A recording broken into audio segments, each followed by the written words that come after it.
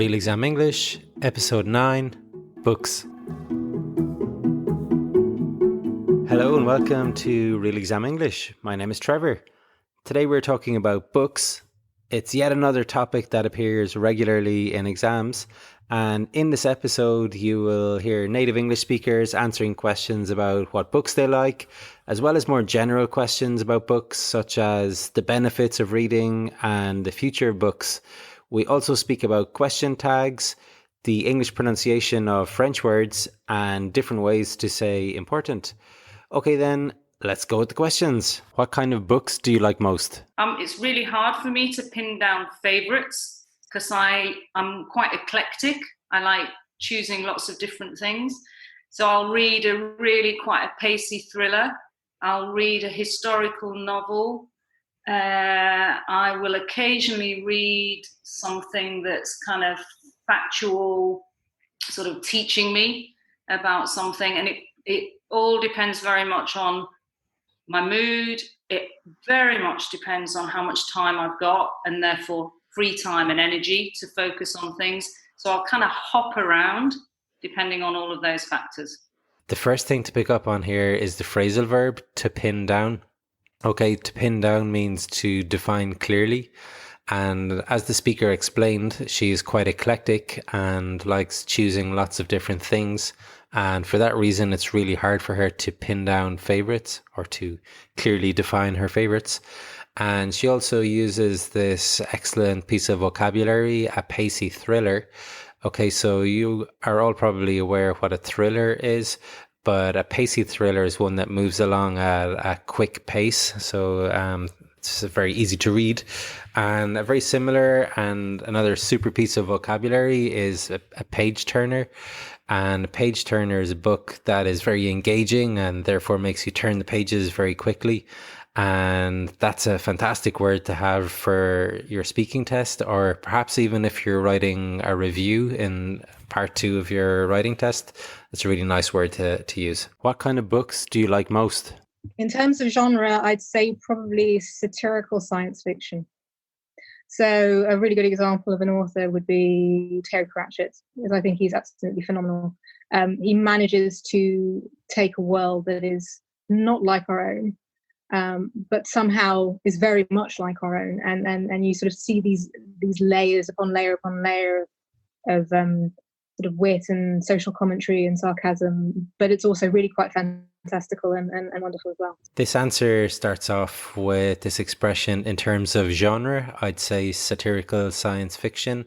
And this is a really useful piece of vocabulary to have because very often you're asked what kind of movie or what type of movie or book or TV series you are into.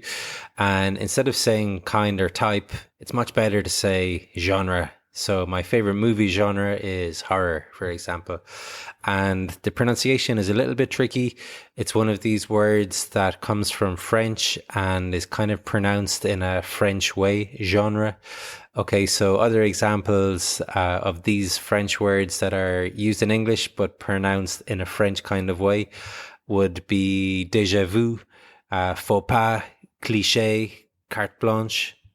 So yeah, they're French origin, but we kind of use them in a kind of a French accent, probably not very accurate, but that's a common phenomenon in English.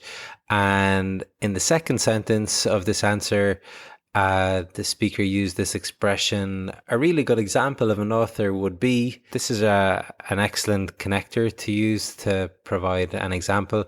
Of course, you can say, for example, or for instance, or a case in point. Okay, but it's really important to have one of those structures to be able to provide examples to back up your argument. Do you think it's important for parents to read to their children? Absolutely, 100%. They're like sponges. The vocabulary that they are exposed to in books is crucial to their development. So yes, I think it's a bonding time as well to have with children and parents together, and it benefits both the child and the parent. Some people say that we can't learn anything from reading novels. Do you agree? No, I don't agree with that. No, I don't. For fictional novels, no, I agree. I think that we can learn about other people's perspectives. I think we can learn about empathy, about other people's feelings and emotions that we may not have been aware of. And it exposes us to things that maybe we're not exposed to in our day-to-day lives. Do you think that in future people won't read books at all? No, I think that people, from what I can see now anyway, I think that people will continue to read books. People enjoy that break away from society and that break away for their mind to read books. Possibly less people are reading, but I don't think there'll be a time when people don't read books. The first question here asked, do you think it's important for parents to read to their children? And in the answer, the speaker said, being exposed to books is crucial for their development.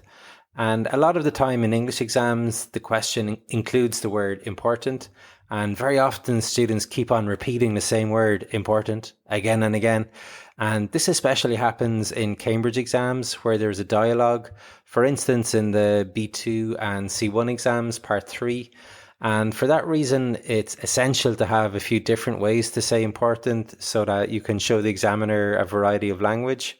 So other words we can use instead of important are essential, vital, crucial, key, paramount, imperative. There's a whole bunch of them. So when you're practicing answering any questions which contain the word important, try to get into the habit of substituting important with one of these other words.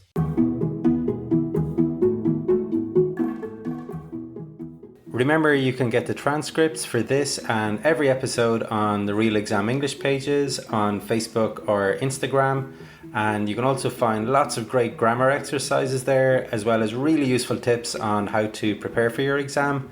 And if you want information on classes to prepare for your exam, then you can find that there also. Do you like reading? I do, but I don't read as much as I should. I generally read factual historical books, and I don't read too much fiction. Do you think it's true that if we want to understand something well, we should watch a TV documentary rather than read a book? No, I think that's definitely not true. You can twist any narrative into a TV documentary, make it look whatever way you want it to. For the book? A book, you could probably do that as well, but it's less emotional reading a book. You can see it more clearly for what it is, and you're also more likely to examine some of the claims in it. Do you think that in future people won't read books at all? No, I don't. I think things probably always go in swings and roundabouts, and I think we'll come back around to reading books a lot more. We had an excellent idiom here in the last answer, swings and roundabouts. So if you say that a situation is swings and roundabouts, you mean that there are as many positives as there are negatives. I'll give you an example relevant to my own life. If I live in Ireland, the air is nice and fresh, but it rains a lot. In Spain, it never rains, but it's too hot and there's lots of mosquitoes. It's swings and roundabouts. Some people say that we don't need libraries anymore. Do you agree? No, we need libraries. Yeah, I think it's like music, isn't it? That, you know, you can listen to music digitally, but you know, it's always nice to have the real thing and pick it up, and it becomes a memory. You know, also for some people, you know, especially the elderly people, you know, that sort of technology isn't approachable for them. So to have a physical book is a nice thing. Do you think it's true that if we want to understand something well, we should watch a TV documentary rather than read a book?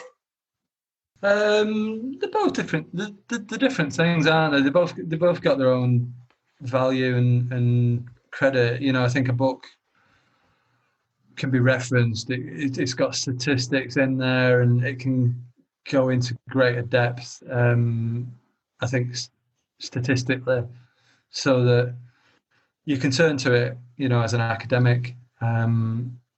You can reference it. Whereas a film, it's a bit more of a transient experience. It's often when you try and describe a film or a documentary to somebody, you don't remember all those details. So you tend to tell people the highlights, the bits that you summarize things, and you don't always get all those details across properly. We had a couple of question tags in these answers. The first one was, I think it's like music, isn't it? And the second one was, they're different things, aren't they? So remember that with question tags, if the original statement is positive, then the question must be negative, and vice versa. So for example, you can speak English, can't you? Or you don't have a pen, do you? So question tags are probably more useful in a dialogue situation and are a nice alternative to saying, what do you think? Or do you agree? Or the other typical questions you use to involve your partner. What do you think about ebooks? I think they're rather good, actually.